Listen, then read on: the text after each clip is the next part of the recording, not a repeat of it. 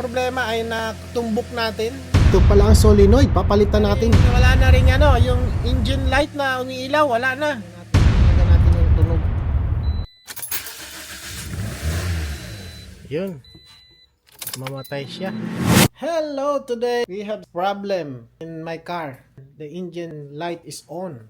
Sana ma-fix ito. The OBD code reader P0015. That's about the sensor. Camshaft sensor, the VVT solenoid, may problema dyan. Pero it doesn't mean that's the main reason. I-open natin ito. Good. Yan. First time ko mag-open ito. Tingnan natin.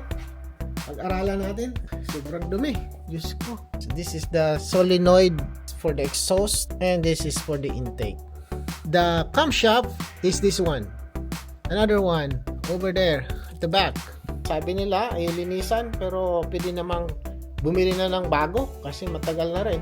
Tanggalin na natin itong camshaft. Tara natin to.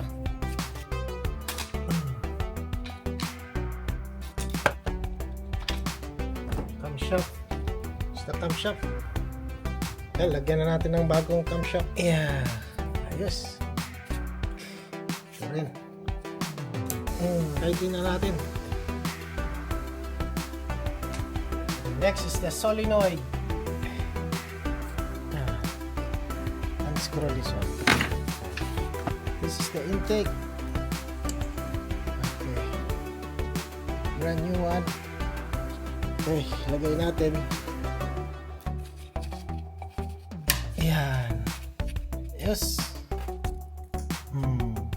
Tight it. Other solenoid.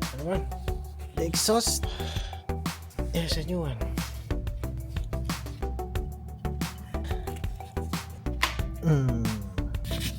Tighten the bolt. Let's start the engine. Tingnan natin kung okay na. Tapos tingnan natin kung may engine light pa. Start natin kung nag-work yung ginagawa natin. Oh, wala nang parang mamamatay. So I think the problem is the solenoid. Maganda na ang tunog ng sasakyan.